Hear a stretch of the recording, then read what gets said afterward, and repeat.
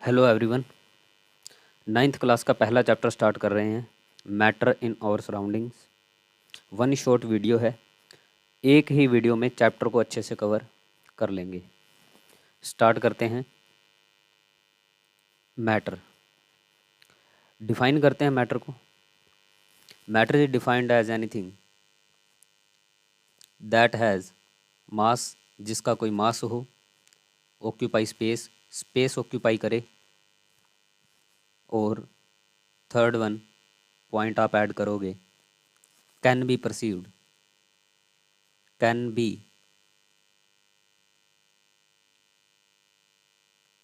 Perceived bye senses,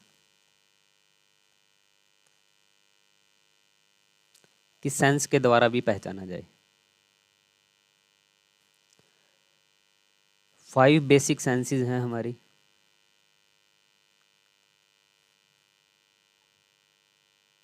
कौन कौन सी हैं? पहली है ईयर, आई, नोज, स्किन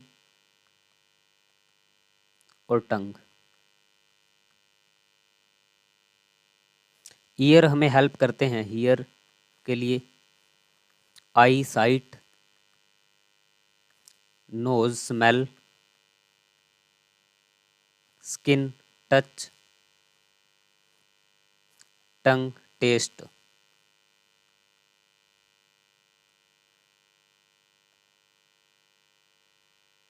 क्लियर हुई बात?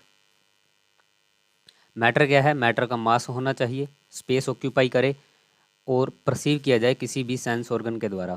5 बेसिक सेंस हैं हमारे, इनके द्वारा। इतनी बात समझ में आई? आगे देखो, वर्ड यूज होगा बार बार। पार्टिकल्स क्या हैं? स्मॉलेस्ट यूनिट ऑफ मैटर, यही पार्टिकल है। पार्टिकल्स आगे भी डिवाइड होते हैं, पार्टिकल्स आगे डिवाइड होंगे, एटम, मॉलिक्यूल्स, एटम फिर से डिवाइड हो जाएंगे आगे, न्यूट्रॉन, इलेक्ट्रॉन और प्रोटॉन में। क्लियर है बात? ये हम पढ़ेंगे आगे आने वाले चैप्टर्स में, और इसमें हम पढ़ते हैं मैटर। क्या है मैटर? मैटर की शेप पढ़ेंगे, अपीयरेंस और फिजिकल प्रॉपर्टी के बारे में पढ़ेंगे। फिजिकल प्रॉपर्टीज, इन्हीं पर ही बात करेंगे इस चैप्टर में। मैटर 5 तत्व according to ancient Indian philosopher, according to ancient Indian philosopher,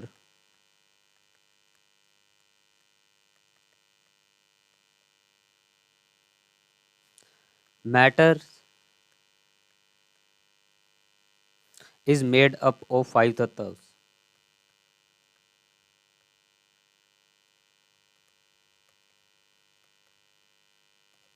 कौन कौन से 5 तत्व? ये लिख रखे हैं, एयर, अर्थ, वाटर, फायर, स्काई, वायु, पृथ्वी, जल, अग्नि और आकाश। ये 5 तत्व हैं। पुराने समय में यही माना जाता था कि ये 5 तत्व ही मैटर हैं, इन्हीं से ही मैटर बने हुए हैं। और ग्रीक फिलोसफर भी यही मानते थे।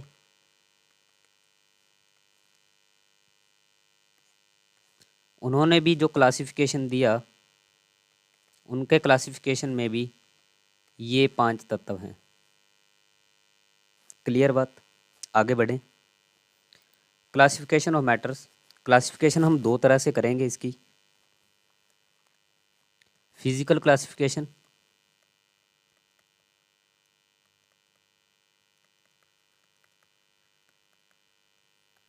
और chemical classification. Chemical classification, physical classification क्या है? जिसमें हम शेप, अपीयरेंस और फिजिकल प्रॉपर्टीज़ के बारे में पढ़ेंगे।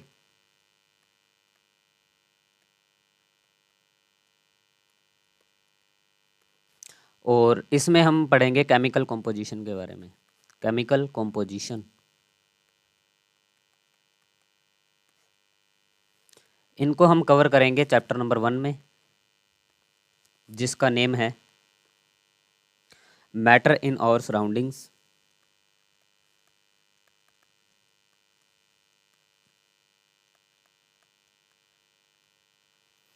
और ये हम कवर करेंगे चैप्टर नंबर 2 में, is matter around us pure.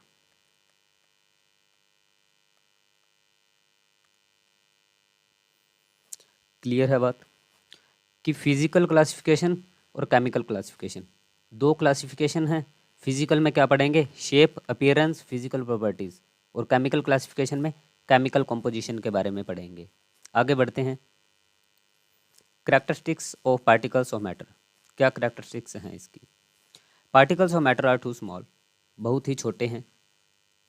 Particles of matter have empty space between them, इनके बीच में स्पेस है पार्टिकल्स में। Particles of matter continuously moving, move करते रहते हैं। Particles of matter attract each other, और अट्रैक्ट भी करते हैं। 4 पॉइंट हैं, चारों ध्यान में रखने हैं। टू स्मॉल, छोटे हैं, स्पेस है इनमें, कॉन्टिन्यूसली मूविंग, और अट्रैक्ट ईच अदर। चारों को एक एक करके एग्जाम्पल से डिफाइन कर लेते हैं। Particles of matter are too small, particles of matter हैं वो बहुत ही छोटे हैं। हमने क्या किया? कंटेनर लिए और उनमें वाटर ले लिया, गिलास या कंटेनर, उनमें वाटर ले लिया, और इसमें हमने पोटेशियम परमैंगनेट डाल दिया। पोटेशियम परमैंगनेट डाल के इसका सॉल्यूशन तैयार किया। सॉल्यूशन में से हमने 10 मिलीलीटर निकाला और आगे वाले में ट्रांसफ़र कर दिया। 10 मिलीलीटर इसमें से निकाला, आगे वाले में ट्रांसफ़र कर दिया। 10 मिलीलीटर इसमें से निकाला और आगे वाले में ट्रांसफ़र कर दिया। With every dilution through the colour become light, colour तो लाइट हो रहा है इसका, इट इज़ स्टिल विजिबल, ये अभी भी दिखाई दे रहा है। इसका क्या मतलब हुआ? कि जो हमने एक क्रिस्टल डाला था उसके अंदर बहुत से पार्टिकल्स थे। तो मैं ये लिख सकता हूँ कि कंटेन्स मिलियन ऑफ पार्टिकल्स।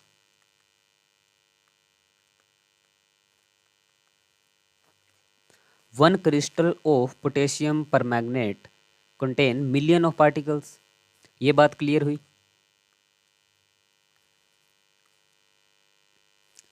आगे चलते हैं। The particles of matter have empty space between them, कि इनके बीच में स्पेस है। हमने वाटर लिया, वाटर एक मैटर है। वाटर क्या है? मैटर है। स्पेस ऑक्यूपाई करता है, मास है इसका, और पहचाना भी जा सकता है सेंस के द्वारा। हमने क्या किया? इसमें शुगर ऐड कर दी या सॉल्ट, कुछ भी। इसको स्टिर किया, हिलाया, और ये मिक्स हो गए।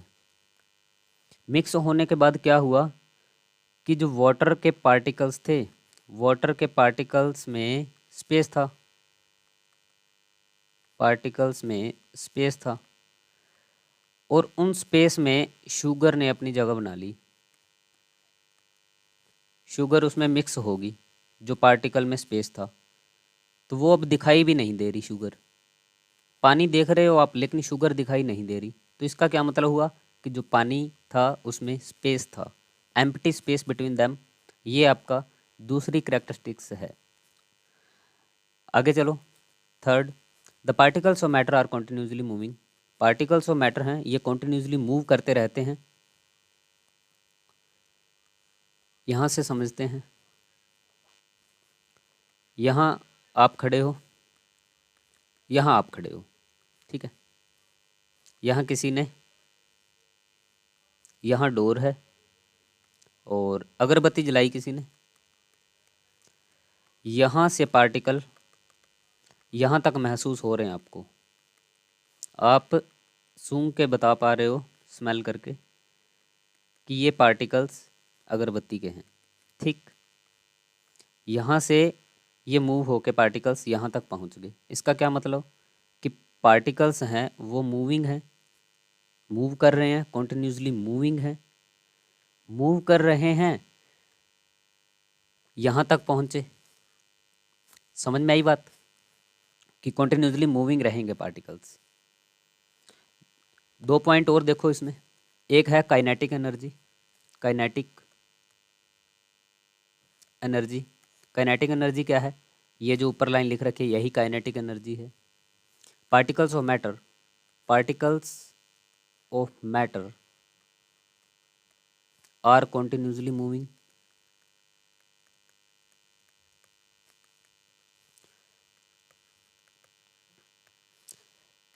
पार्टिकल्स ऑफ मैटर हैं वो कॉन्टिन्यूसली मूव करते रहते हैं, यही काइनेटिक एनर्जी है। आगे देखो दूसरा पॉइंट। दूसरा पॉइंट है डिफ्यूजन। डिफ्यूजन क्या है? Intermixing of particles, intermixing of particles of intermixing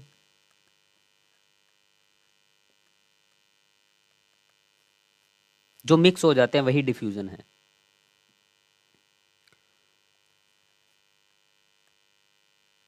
of two different types of matter.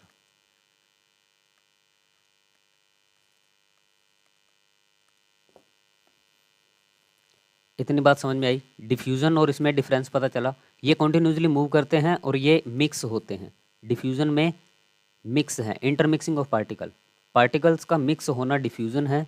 और काइनेटिक एनर्जी क्या है कि कॉन्टिन्यूसली जो मूव करते रहते हैं वो काइनेटिक एनर्जी है। डिफ्यूजन के बारे में और देखो। डिफ्यूजन जो है, अगर टेम्परेचर बढ़ा, टेम्परेचर इंक्रीज हुआ तो काइनेटिक एनर्जी भी बढ़ेगी। काइनेटिक एनर्जी बढ़ेगी, काइनेटिक एनर्जी बढ़ेगी तो डिफ्यूजन भी बढ़ेगा। इस बात का ध्यान रखना है। टेम्परेचर बढ़ेगा, काइनेटिक एनर्जी इंक्रीज होगी। काइनेटिक एनर्जी अगर इंक्रीज हुई तो डिफ्यूजन भी इंक्रीज होगा। और सबसे ज़्यादा डिफ्यूजन किस में होता है? वो आपका गैस में होता है। समझ में आई बात? आगे बढ़ते हैं। Particles of matter attract each other, attract करते हैं, लेकिन इसमें आपको ध्यान रखना है कि ये डिपेंड करते हैं। डिपेंड्स, अरे डिपेंड्स ऑन मैटर, मैटर पर डिपेंड करेंगे कि कितने अट्रैक्ट कर रहे हैं। हमने चौक लिया और एक आयरन नेल ले ली, ठीक है। चौक को तोड़ने का प्रयास किया, टूट गया, लेकिन ये नहीं टूटा। इसका क्या मतलब है? अट्रैक्ट तो कर रहे हैं लेकिन वो भी वैरी कर रहे हैं। इसका फोर्स ऑफ अट्रैक्शन जो है वो कम है और इसका फोर्स ऑफ अट्रैक्शन ज़्यादा है इसके मुकाबले। अट्रैक्ट तो कर रहे हैं, particles of matter attract each other, attract कर रहे हैं, यही बात समझनी थी कि इसमें कम कर रहे हैं ऊपर वाले में और इसमें ज़्यादा अट्रैक्ट कर रहे हैं। क्लियर बात? आगे बढ़ें। आगे देखो, physical classification of matter. Physical classification क्या है?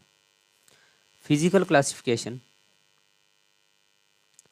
ये हमने लिया है सॉलिड, ये गैस है, लिक्विड है सॉरी, और नीचे वाला है गैस। सॉलिड, लिक्विड और गैस, पहली स्टेट, दूसरी और ये है तीसरी। 2 स्टेट और पढ़ेंगे। फोर्थ स्टेट है प्लाज्मा और फिफ्थ स्टेट है बोस आइंस्टीन कंडेंसेट। 5 स्टेट पढ़नी है हमने इसमें। मैटर की 5 स्टेट पढ़ेंगे और ये रिप्रेजेंट कर रखी हैं तीनों बोल मॉडल से। इसको बोल मॉडल बोलते हैं, बोल मॉडल रिप्रेजेंटेशन। यहाँ आप देख पा रहे हो कि जो बॉल हैं कितनी नज़दीक हैं, अट्रैक्शन बहुत ज़्यादा है। तो फोर्स ऑफ अट्रैक्शन की बात करूं, अगर मैं फोर्स ऑफ अट्रैक्शन,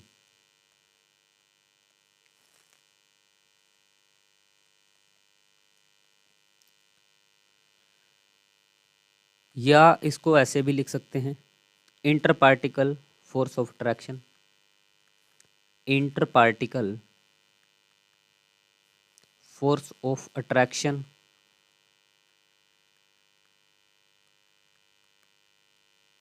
सबसे ज़्यादा किस में रहेगी? सॉलिड में। सॉलिड से कम किस में रहेगी? लिक्विड में। और इससे कम गैस में। गैस में अट्रैक्शन सबसे कम है। क्लियर इतनी बात? इतना पॉइंट क्लियर है? आगे देखो, डिस्टेंस बिटवीन पार्टिकल भी देख लो यहाँ। डिस्टेंस बिटवीन पार्टिकल्स, पार्टिकल्स के बीच में डिस्टेंस कितना है? यहाँ तो बहुत ज़्यादा है गैस में। गैस में बहुत ज़्यादा है, ये देखो कितना गैप है। यहाँ गैस से कम है और यहाँ सबसे कम है। तो सबसे ज़्यादा जो डिस्टेंस रहेगा पार्टिकल में वो गैस में रहेगा, उसके बाद लिक्विड और उसके बाद सॉलिड। ठीक है, क्लियर है इतनी बात? फोर्स ऑफ अट्रैक्शन देख लिया हमने, डिस्टेंस बिटवीन पार्टिकल्स देख लिया। आगे देखते हैं, इन स्टेट्स के बारे में पढ़ते हैं। गैस स्टेट क्या है? गैस स्टेट इनडेफिनेट शेप है, इनडेफिनेट वॉल्यूम है, ईजली कंप्रेसिबल है, कंप्रेस हो जाती है आसानी से, कंप्रेसिबल।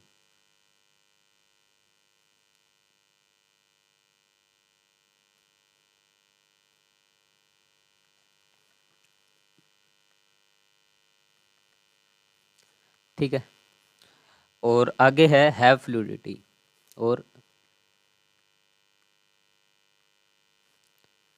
फ्लो भी होती है।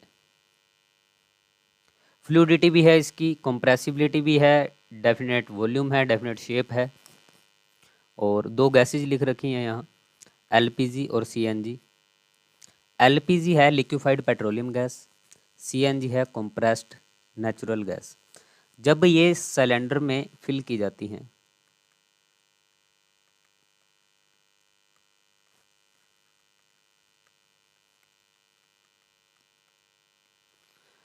तो ये गैस नहीं, गैस से कन्वर्ट कर दिया जाता है लिक्विड में, लिक्विफाइड बना दिया जाता है इसे।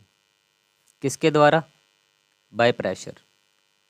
प्रेशर से हम इनको कन्वर्ट कर देते हैं गैस से लिक्विड में।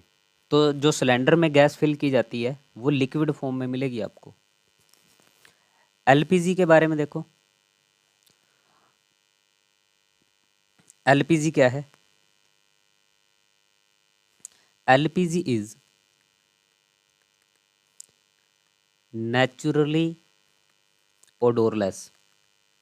ओडोरलेस मतलब कोई भी इसकी स्मेल नहीं है।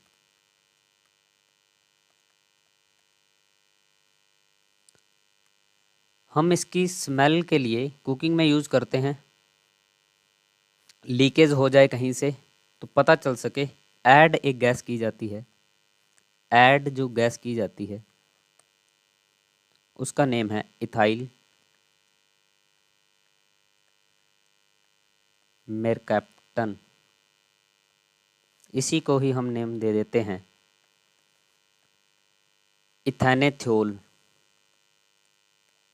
ठीक है, बस इतनी सी बात समझनी है इसमें। गैस स्टेट देखो एक बार और देखो। गैस स्टेट क्या है?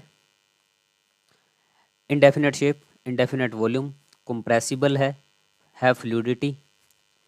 और LPG liquefied petroleum gas, CNG compressed natural gas. जब सिलेंडर में फिल की जाती है गैस की फॉर्म में नहीं, लिक्विड की फॉर्म में आएगी। गैस की फॉर्म में नहीं मिलेगी, ये लिक्विड की फॉर्म में आएगी। और कैसे होगा ये? बाय प्रेशर के द्वारा। LPG is naturally odourless. LPG की कोई स्मेल नहीं है, हम ऐड करते हैं स्मेल। किससे करते हैं? Ethyl mercaptan. ठीक है, आगे बढ़े। सॉलिड देखो, सॉलिड क्या है? डेफिनेट शेप है,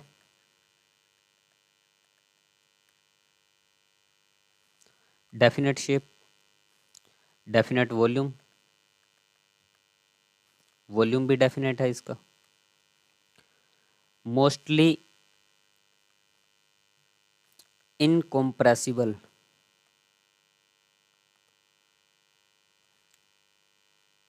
हैव, रिजिड लिखो, फ्लूइडिटी नहीं, फ्लूइडिटी नहीं है, नॉट फ्लूइडिटी, फ्लो नहीं करती। ठीक है, दो टाइप हैं इसके, एक है क्रिस्टलाइन, क्रिस्टलाइन सॉलिड, और दूसरा है अमोर्फस,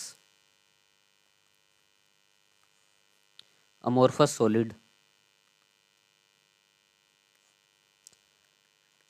इसका पहला पॉइंट है regular arrangement of particle, regular arrangement of particles, यहाँ रेगुलर नहीं है, इरेगुलर अरेंजमेंट है पार्टिकल्स का, इरेगुलर अरेंजमेंट ऑफ पार्टिकल्स। दूसरा पॉइंट, इसको हम बोलते हैं ट्रू सॉलिड, ध्यान रखना, क्रिस्टलाइन सॉलिड है जो, वो ट्रू सॉलिड है, और इसको बोला जाता है सुपर कूल्ड लिक्विड। क्लियर है बात? ये अरेंजमेंट क्या है? अरेंजमेंट ये रही इरेगुलर, और रेगुलर क्या है? ये रेगुलर है। रेगुलर कितनी सीधी, ये दिख रही है, गैप भी रेगुलर है, लगातार गैप एक समान है, और यहाँ नहीं है। तो इसके एग्जाम्पल्स क्या हैं? एग्जाम्पल्स भी लिख लो इसके, शुगर है, सॉल्ट, आयरन, गोल्ड,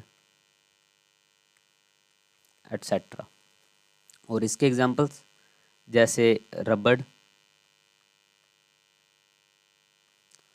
और ग्लास, ये इसके एग्जाम्पल्स हैं।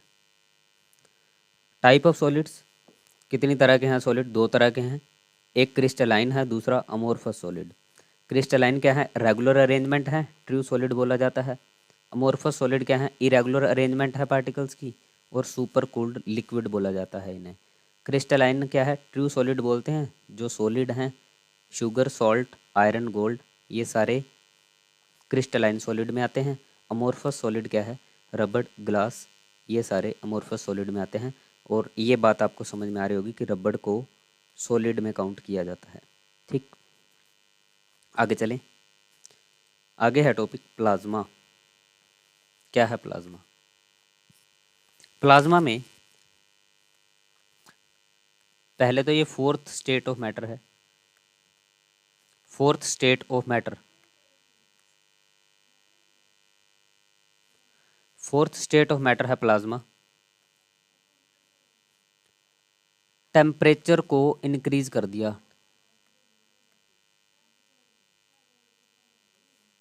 टेम्परेचर को इंक्रीज कर दिया, गैस को बहुत ज़्यादा एनर्जी या हीट प्रोवाइड कर दी, गैस को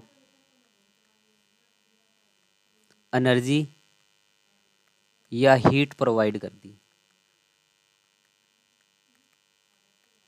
ठीक है, गैस थी जो पहले, उसके बारे में देखो, यहाँ थे न्यूक्लियस है, न्यूक्लियस के अंदर पॉजिटिव चार्ज होगा क्योंकि प्रोटॉन है, और यहाँ इलेक्ट्रॉन है, नेगेटिव है। और प्रोटॉन और इलेक्ट्रॉन दोनों इक्वल होते हैं, यहाँ इक्वल हैं, बाउंडेड हैं, छोड़ के जा नहीं सकते। ठीक है, और यहाँ जो फोर्स लगी हुई है वो इलेक्ट्रोस्टैटिक है, इलेक्ट्रोस्टैटिक फोर्स।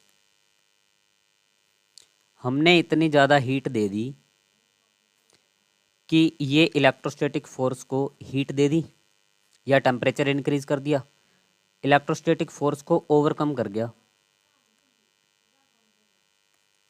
ठीक है, तो ये वाला जो इलेक्ट्रॉन था ये बाहर निकलेगा और बाहर निकलते ही कटायन बन जाएगा। ये जो कटायन बना है इसी को हम बोलते हैं प्लाज्मा। बात समझ में आई? प्लाज्मा क्या है? गैस थी, गैस को बहुत ज़्यादा हीट कर दिया और वो जो इलेक्ट्रॉन टूटा वहाँ से कटायन बना, आयोनाइज्ड हो गया, कटायन बना और इसी को हमने बोला प्लाज्मा।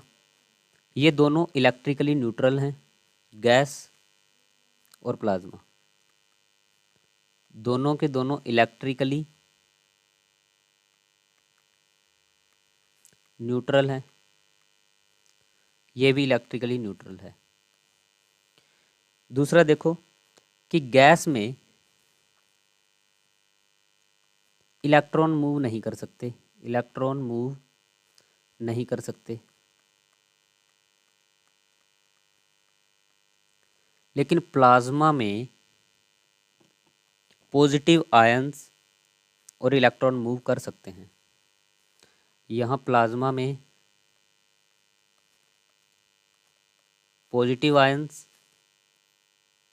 और इलेक्ट्रॉन नेगेटिव चार्ज जो है वो मूव कर सकते हैं, मूव कर सकते हैं। अगर मूव कर सकते हैं तो क्या होगा? इलेक्ट्रिसिटी कंडक्ट होगी। यहाँ तो यहाँ क्या होगा? कंडक्ट इलेक्ट्रिसिटी, क्योंकि नेगेटिव चार्ज ही कंडक्ट करेगा ना इलेक्ट्रिसिटी। तो अब इलेक्ट्रॉन मूव कर रहे हैं तो इलेक्ट्रिसिटी कंडक्ट हो रही है, इसमें इलेक्ट्रिसिटी कंडक्ट नहीं होगी तो मैं लिख सकता हूँ कि नॉट कंडक्ट इलेक्ट्रिसिटी। गैस में इलेक्ट्रिसिटी, ठीक है। एग्जाम्पल्स इसके, सन, ये वेल्डिंग कर रहा है बंदा, ये रहा एग्जाम्पल। लाइटनिंग इसका एग्जाम्पल है, न्यून बल्ब इसी के ही एग्जाम्पल्स हैं। यूनिवर्स में पाया जाने वाला सबसे ज़्यादा मैटर है प्लाज्मा। कौन सा है यूनिवर्स में सबसे ज़्यादा पाया जाने वाला मैटर? प्लाज्मा। सबसे ज़्यादा पाया जाने वाला मैटर कौन सा है? उसका आंसर है आपका प्लाज्मा। क्लियर है बात? आगे बढ़े। Fifth state of matter, Bose Einstein condensate, ये है हमारी fifth state of matter. Fifth state of matter, उसमें हमने टेम्परेचर को इंक्रीज किया था, यहाँ हम टेम्परेचर को डिक्रीज करेंगे। क्लियर है बात? वहाँ टेम्परेचर को इंक्रीज किया था और बीईसी में टेम्परेचर को डिक्रीज करेंगे। बोस एक इंडियन साइंटिस्ट हैं, फिजिस्ट लिख लो।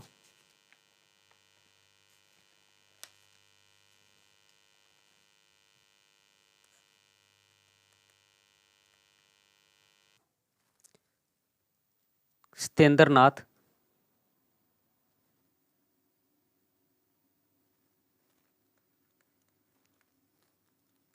सत्येंद्र नाथ बोस, इनका नेम है। इन्हीं के नेम पर एक पार्टिकल भी है, बोजोन। पहले रिजेक्ट हो गए थे तो अपना काम कर रहे थे इस पे, ये फिर आइंस्टीन के पास भेजते हैं। आइंस्टीन भी इसी पर ही काम कर रहा था कि गैस के टेम्परेचर को कम करके जो एटम है किस तरह का बिहेव करेंगे। आइंस्टीन भी इसी पर ही काम कर रहे थे और बोस भी इसी पर ही काम कर रहा था।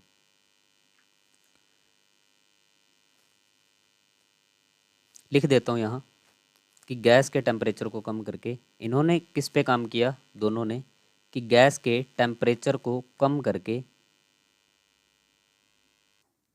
तो एटम जो हैं कैसे बिहेव करेंगे।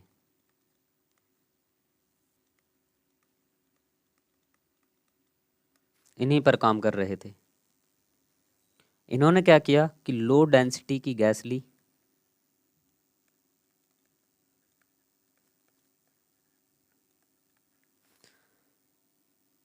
टेम्परेचर को कम किया, काइनेटिक एनर्जी कम होगी।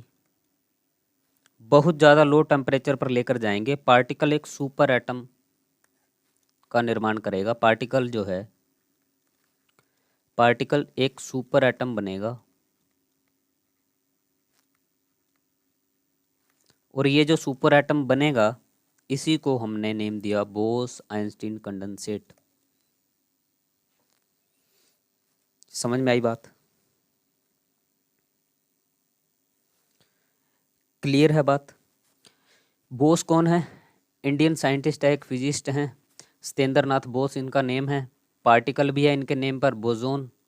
लो डेंसिटी किया गैस ली, टेम्परेचर को डिक्रीज किया, काइनेटिक एनर्जी डिक्रीज हुई, पार्टिकल एक सुपर एटम में बदलेगा, और उसी को ही हमने बोला बोस आइंस्टीन कंडेंसेट।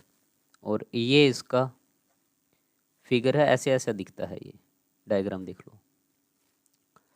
आगे बढ़ते हैं, प्रॉपर्टीज ऑफ मैटर।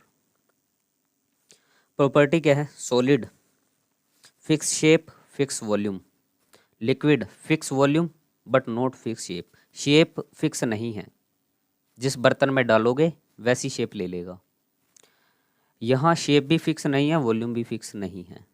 कंप्रेसिबिलिटी, ये कंप्रेस बिल्कुल नहीं होते, ये थोड़े बहुत होते हैं लिक्विड, और गैस कंप्रेसिबल है पूरी तरह से। रिजिड, ये बिल्कुल रिजिड हैं, ये नहीं है, और ये भी रिजिड नहीं है।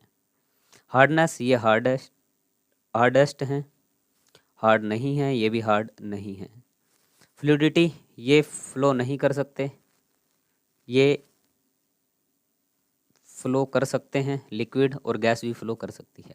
डेंसिटी, हाईएस्ट डेंसिटी जो है वो होती है आपकी सॉलिड की, less than solid more than gases, और लेस देन सॉलिड और लिक्विड दोनों से गैस की। ठीक है। काइनेटिक एनर्जी देखो लोएस्ट है और गैस में हाईएस्ट है। काइनेटिक एनर्जी क्या है? मूविंग पार्टिकल, ये बात तो समझा दी। मूविंग पार्टिकल्स काइनेटिक एनर्जी है। तो सॉलिड में तो मूव नहीं कर पाते इतने, डिस्टेंस भी बहुत कम है इनके बीच में, यहाँ मूव कर पाएंगे अच्छे से, और सबसे ज़्यादा इसी में ही मूव करते हैं। काइनेटिक एनर्जी सबसे ज़्यादा गैस की, और डिफ्यूजन भी सबसे ज़्यादा गैस का। कंप्रेसिबिलिटी क्या है? दो तीन टर्म्स हैं, ये समझ लेते हैं कंप्रेसिबिलिटी क्या है। It is property of matter by which particle of matter came close by applying pressure. Pressure apply करने से पार्टिकल्स ऑफ मैटर हैं वो नज़दीक आ जाएं। समझ में आई बात? एबिलिटी ऑफ मैटर, या मैं ऐसे लिखूं, ability of matter which change the volume, which change the volume. एक ऐसी एबिलिटी जो वॉल्यूम को चेंज कर दे। ठीक है। वॉल्यूम कम कैसे हो सकती है? वॉल्यूम को कम कर दिया या तो प्रेशर से या फोर्स से, प्रेशर फोर्स लगा दी कुछ भी। ठीक है, वॉल्यूम कम कर दी। अगर वॉल्यूम कम हो रही है तो वो कंप्रेसिबल है। सबसे ज़्यादा देखो कंप्रेसिबिलिटी किसकी है? गैस सबसे ज़्यादा कंप्रेसिबल है, लिक्विड उससे कम और सॉलिड उससे कम। ये एग्जांपल्स ले रखे हैं, पहले वाले में लिक्विड है और यहाँ सॉलिड है और इसमें है गैस।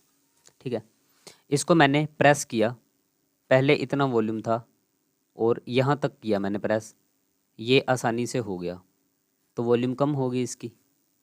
प्रेस करने से वॉल्यूम कम होगी। अगर वॉल्यूम कम हो रही है तो कंप्रेसिबिलिटी है इसकी। यहाँ देखो कुछ भी सॉलिड ले रखा था मैंने, सॉल्ट या शुगर ले लिया या सैंड, तो यहाँ से यहाँ तक दबाने का प्रयास किया लेकिन ये वॉल्यूम चेंज नहीं हुआ, इसका उतना ही रहा और ना ही ये चेंज हुआ। ठीक है, दबाने का प्रयास किया, हुआ ही नहीं वो। यहाँ देखो गैस, प्रेशर डाला, पहले इतना था, यहाँ तक आके रोका तो ये इतना हो गया। ठीक है, वॉल्यूम चेंज हो गया, वॉल्यूम चेंज हो गया तो कंप्रेसिबल है। बात समझ में आई? अप्लाइंग फोर्स कम हो सकता है, अगर वॉल्यूम कम हो रहा है प्रेशर या फोर्स लगाने से, वही कंप्रेसिबिलिटी है। आगे बढ़ते हैं। रिजिडिटी क्या है?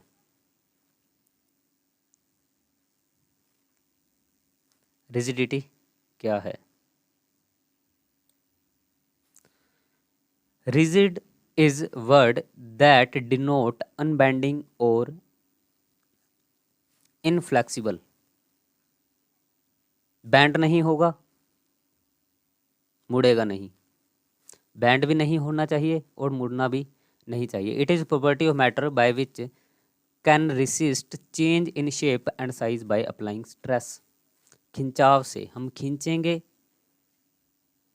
तो क्या होना चाहिए कि बैंड नहीं होना चाहिए, पुल और पुश करेंगे तो भी ये टूटना नहीं चाहिए। ठीक है, अगर शेप चेंज हो रही है, अगर शेप चेंज हो रही है, यहाँ देखो शेप चेंज हो रही है, shape change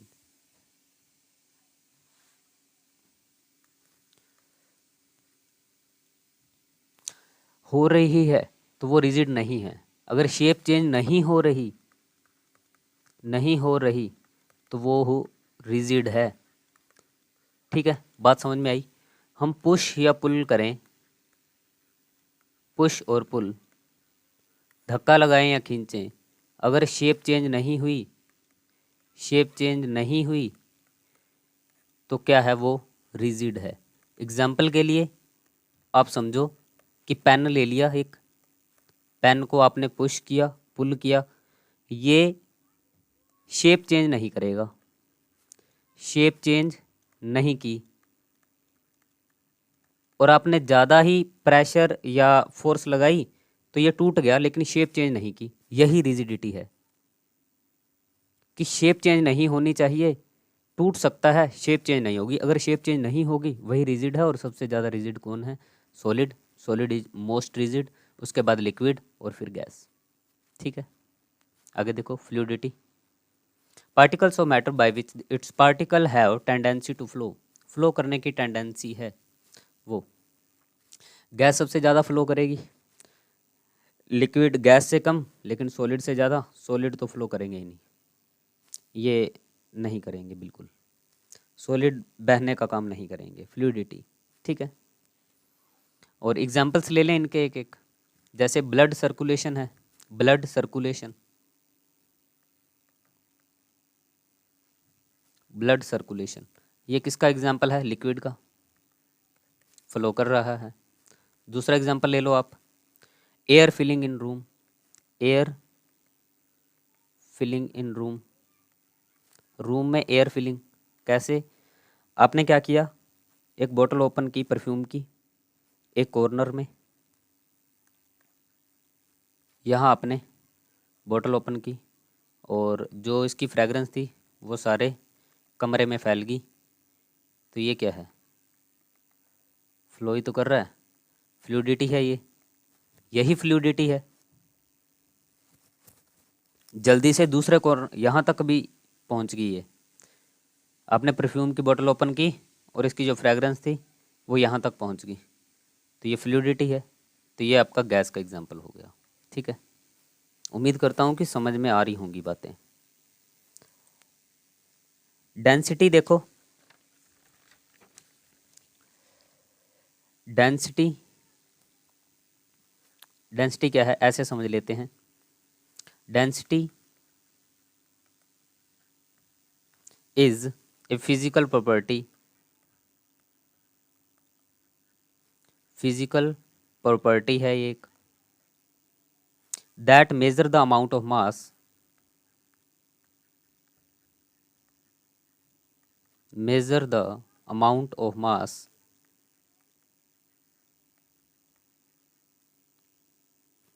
in a given volume।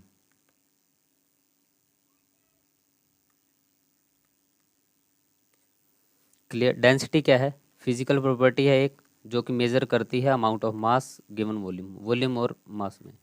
ठीक, यहाँ देखो कि मास जो है वो कैसे आएगा? डेंसिटी ये वो है कि स्पीड टाइम का बनाते हो जैसे मैथमेटिक्स में ग्राफ, वैसा ही है ट्रायंगल।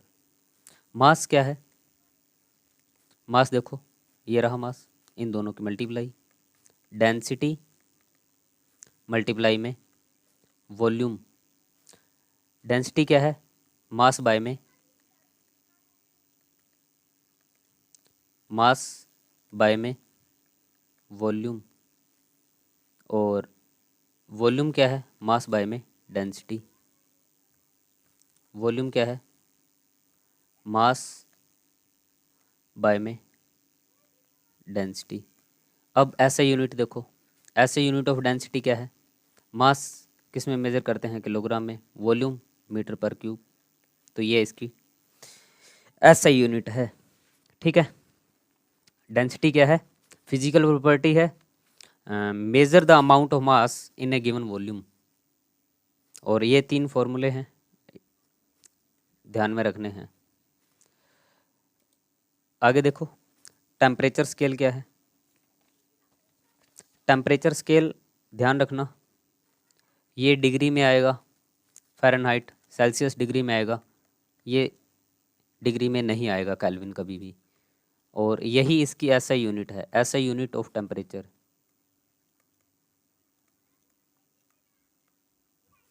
ऐसे यूनिट ऑफ टेम्परेचर क्या है, केल्विन है, इस बात का भी ध्यान रखना है। हम 2 पॉइंट ले लेते हैं, लोअर फिक्स पॉइंट और अपर फिक्स पॉइंट, ये लिख रखे हैं यहाँ, नोट कर लेना कहीं। Degree Celsius, 0 degree Celsius lower point है और 100 डिग्री सेल्सियस अपर पॉइंट। केल्विन में देखो 273.15 केल्विन फ्रीजिंग पॉइंट है और ये बॉइलिंग पॉइंट है इसका। फ़ारेनहाइट में 32 डिग्री फ़ारेनहाइट और 212 डिग्री फ़ारेनहाइट फ्रीजिंग और बॉइलिंग पॉइंट दोनों दे रखे हैं। इनके बीच में रिलेशन देख लो कि डिग्री फ़ारेनहाइट है वो किसके इक्वल है, 9/5 डिग्री सेल्सियस प्लस 32। ठीक, इसको सोल्व कर लो, 5 1 ज़ार 5, 5 8 ज़ार 40। हाँ ठीक है, आगे देखो केल्विन, केल्विन क्या है, 273 प्लस डिग्री सेल्सियस, ये 2 रिलेशन भी ध्यान में रखना, आसानी से निकाल पाओगे। ये कन्वर्ट करने के लिए आएंगे पेपर में, केल्विन से फ़ारेनहाइट, और केल्विन है सेल्सियस में कन्वर्ट करना है, सेल्सियस को केल्विन में कन्वर्ट करना है, तो इनको ध्यान रखोगे तो आसानी से हो जाएंगे। आगे देखो,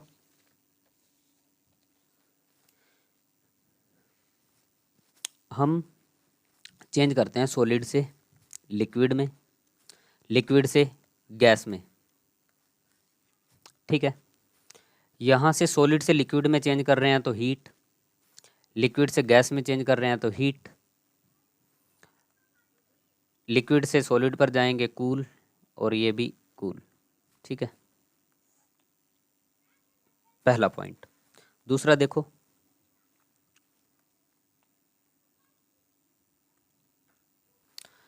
सॉलिड से लिक्विड तक गए, हमने क्या बोला इसको, फ्यूज़न, या मैं बोलूँ कि मेल्टिंग पॉइंट है, मेल्टिंग पॉइंट। ठीक है, दूसरा देखो, लिक्विड से गैस तक गए, वेपोराइजेशन, वेपोराइजेशन के 2 पार्ट हैं वो भी डिस्कस करते हैं, इवेपोरेशन और दूसरा है बॉइलिंग। ठीक, और गैस से सॉलिड पर आए, गैस से सॉलिड पर आए डिपोजिशन। ठीक, सॉलिड से गैस पर गए सब्लिमेशन, गैस से लिक्विड पर गए कंडेंसेशन, और लिक्विड से सॉलिड पर सॉलिडिफिकेशन या फ्रीजिंग पॉइंट। क्लियर है बात? क्या हम फिजिकल कंडीशन ऑफ मैटर हैं इनको चेंज भी कर सकते हैं क्या? यस, चेंज कर सकते हैं, चेंज कर सकते हैं इन्हें, 2 वे में चेंज होंगी ये। चेंज कर सकते हैं 2 तरीके हैं। पहला तो है कि चेंज इन टेम्परेचर,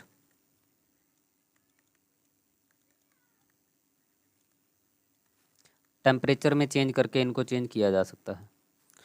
दूसरा है चेंज द प्रेशर, प्रेशर में चेंज करके इनको चेंज किया जा सकता है। ठीक है, क्लियर? जैसे गैस से लिक्विड जो सिलेंडर में फिल की जाती है वो किसके द्वारा की जाती है? प्रेशर के द्वारा। ठीक है, आगे देखो,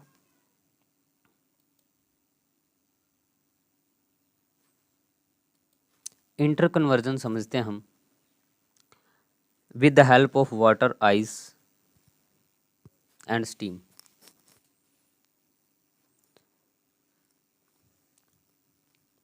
यहाँ -5 डिग्री सेल्सियस है, ये है 0 डिग्री सेल्सियस, और यहाँ है 100 डिग्री सेल्सियस। 100 डिग्री सेल्सियस ये रही यहाँ से यहाँ तक, ठीक है। 0 डिग्री सेल्सियस ये रही, और यहाँ टेम्परेचर बढ़ा,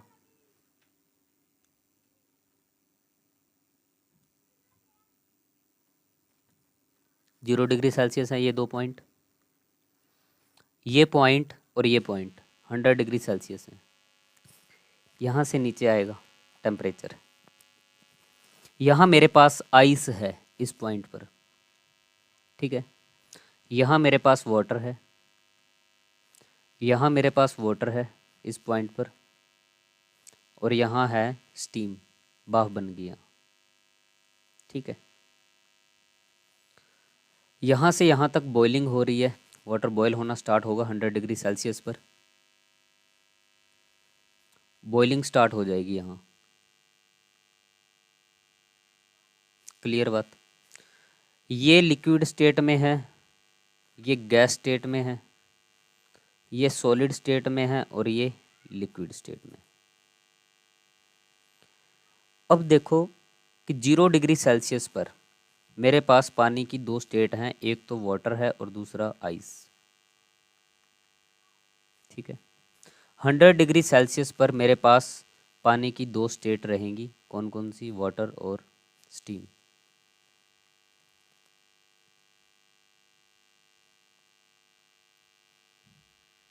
ये पॉइंट क्लियर हुआ कि 0 डिग्री सेल्सियस पर वाटर की दो स्टेट हैं मेरे पास, और 100 डिग्री सेल्सियस पर भी वाटर की दो स्टेट हैं।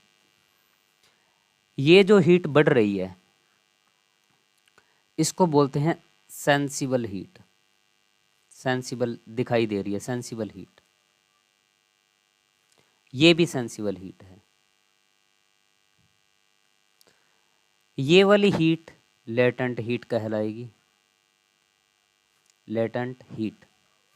ये रिस्पॉन्सिबल है स्टेट चेंज करने में, लेटेंट हीट। ये लेटेंट हीट है,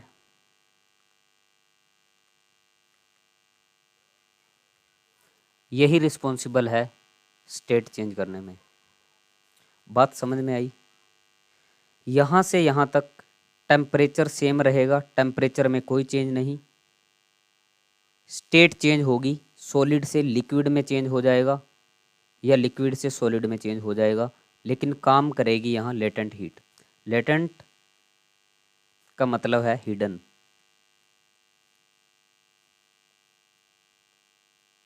कि जो दिखाई ना देता हो। यहाँ देखो वाटर है और स्टीम है, यहाँ से यहाँ तक लेटेंट हीट काम कर रही है। स्टेट चेंज होगी, टेम्परेचर में कोई चेंज नहीं, टेम्परेचर 100 डिग्री सेल्सियस ही रहेगा। क्लियर है बात? इतनी बात समझ में आई? रिस्पॉन्सिबल कौन है स्टेट चेंज करने के लिए? तो वो आपकी लेटेंट हीट है, और टेम्परेचर का कौन सी हीट चेंज कर रही है? सेंसिबल हीट, ठीक है। आगे देखो, हीट को भी देख लो। हीट, दो हीट बताई मैंने अभी, सेंसिबल हीट और लेटेंट हीट। सेंसिबल हीट क्या है? कैन बी मेजर्ड, मेज़र किया जा सकता है इसे, इसको मेज़र नहीं किया जा सकता, कैन नॉट बी मेजर्ड, ठीक है। दूसरा पॉइंट देखो, not responsible for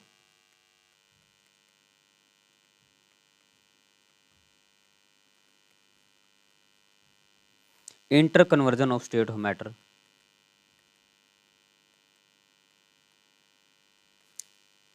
inter conversion of state of matter,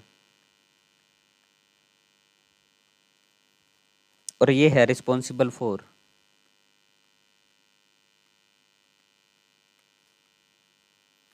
inter conversion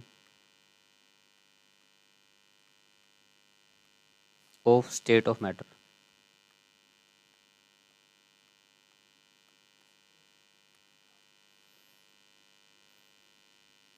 clear बात, बस ये इतना ही था लेटेंट हीट और इसके बारे में। आगे देखो, सॉलिड से लिक्विड पर जा रहे हैं, टेम्परेचर इंक्रीज करेंगे, प्रेशर कम करना पड़ेगा। यहाँ भी टेम्परेचर इंक्रीज करेंगे, प्रेशर कम करना पड़ेगा। अगर गैस से लिक्विड पर आ रहे हैं, टेम्परेचर कम, प्रेशर इंक्रीज। अगर टेम्परेचर को कम कर रहे हैं, प्रेशर को बढ़ाना पड़ेगा। एक दूसरे के इनवर्स प्रोपोर्शनली हैं ये। अगर टेम्परेचर बढ़ेगा तो प्रेशर कम होगा, अगर प्रेशर बढ़ेगा तो टेम्परेचर कम होगा। बस ये बात भी ध्यान रखनी है आपको। आगे देखो, बॉइलिंग एंड इवेपोरेशन। बॉइलिंग क्या है? Happen at boiling point. ये बॉइलिंग पॉइंट पर ही काम करेगा, ये करेगा below boiling point of liquid. Boiling point से भी नीचे काम करेगा इवेपोरेशन। एक फास्ट प्रोसेस है, ये स्लो प्रोसेस है। ये सारे लिक्विड पर काम करेगा, इंटायर लिक्विड। और ये सरफेस फिनोमिना है, केवल सरफेस पर ही काम करेगा। Do not lead to cooling, ये कूलिंग नहीं देगा। और ये कूलिंग देगा जो आप मटके में पानी रखते हो, इवेपोरेशन के कारण ही है। वो ठंडा रहता ना पानी, कूलिंग इवेपोरेशन के कारण। बबल्स देखे जा सकते हैं बॉइलिंग में, जब आप पानी उबालते हो। एग्जाम्पल्स ले लो इनके एग्जाम्पल्स। आप यहाँ पानी को गर्म करोगे, पानी को गर्म करके देखना है, माइंड में यही बात चलनी चाहिए। और यहाँ आप कपड़े सुखा रहे हो, ठीक है। बस कि बॉइलिंग कर रहे हो, बॉइलिंग पॉइंट आएगा तो पानी बॉयल हो गया, और ये बिना बॉइलिंग पॉइंट के ही हो जाएगा। ये फास्ट प्रोसेस है, जल्दी जल्दी हो जाएगा। और ये स्लो प्रोसेस है, और इसमें लिक्विड, सारा के सारा लिक्विड शामिल है। और यहाँ केवल और केवल सरफेस पर ही काम होगा, जितना सरफेस पर आप काम कर रहे हो, ठीक है। जितना आपने, मतलब आप कपड़े सुखा रहे हो, अगर आप अच्छे से नहीं उसे डालते या इकट्ठा करके डाल देते हो ना ऐसे, तो वो सूखते नहीं हैं। अगर आप उसको अच्छी तरह से यहाँ तक अच्छे से आपने डाल रखे हैं सुखाने के लिए, तो वो अच्छे से सूख जाएंगे।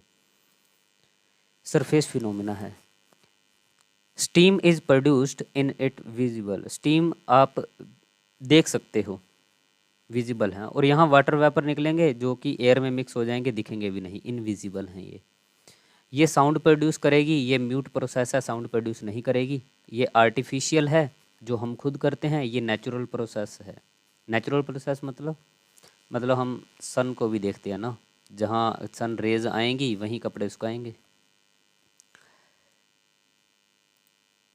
फेवरेबल कंडीशन देखो इवेपोरेशन की। When temperature is increase, temperature को इंक्रीज किया तो evaporation increase. Surface area increase, evaporation increase. Wind speed increase, evaporation increase. Humidity increase, लेकिन ध्यान रखना इवेपोरेशन डिक्रीज, ठीक है। ह्यूमिडिटी में पहले ही वाटर वेपर होते हैं, ह्यूमिडिटी में वाटर वेपर होते हैं तो वो सूखने नहीं देंगे अच्छे से, ठीक है। आगे देखो, इम्पोर्टेंट पॉइंट है, मेल्टिंग पॉइंट ऑफ टेम्परेचर और freezing point of temperature. Temperature में कोई चेंज नहीं आएगा, अभी बताया लेटेंट हीट काम करती है यहाँ दोनों में।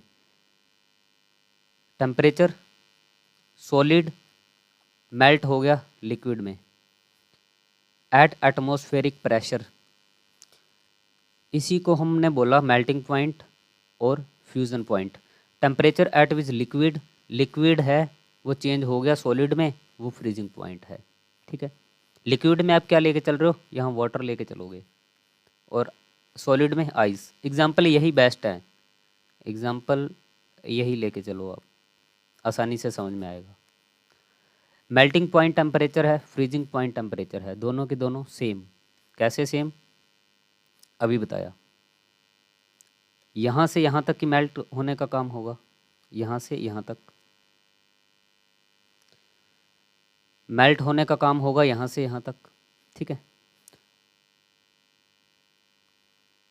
फ्रीजिंग का काम भी यहीं में होगा, इसी में ही, क्योंकि वाटर से आइस बनेगी, फ्रीज हो रहा है, और आइस से वाटर बन रहा है, मेल्ट हो रहा है, तो ये क्या है, टेम्परेचर तो सेम है, टेम्परेचर इसका भी 0 डिग्री है और इसका भी 0 डिग्री है, तो वही बात बोली जा रही है कि टेम्परेचर सेम रहेगा, टेम्परेचर सेम, मेल्टिंग पॉइंट और फ्रीजिंग पॉइंट दोनों का टेम्परेचर सेम।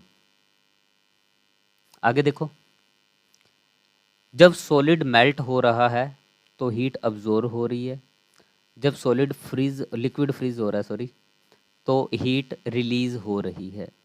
इन दो बातों का भी ध्यान रखना। लिक्विड है, चेंज कर दिया हमने गैस में, गैस में चेंज कर दिया, ठीक है। लिक्विड को गैस में चेंज किया तो बॉइलिंग पॉइंट, और गैस को लिक्विड में चेंज किया कंडेंसेशन पॉइंट। दोनों का टेम्परेचर सेम, जो 100 डिग्री सेल्सियस का बताया था। लेटेंट हीट काम करेगी स्टेट चेंज करने में। Amount of heat energy given to convert entire solid, amount of heat energy given to convert entire solid into liquid.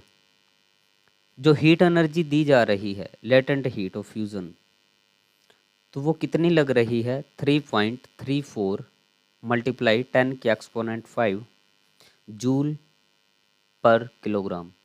और latent heat of vaporisation, liquid को vapour में कन्वर्ट किया है, तो कितनी लग रही है ये, 2.26 मल्टीप्लाई 10 के एक्सपोनेंट 6 जूल पर किलोग्राम।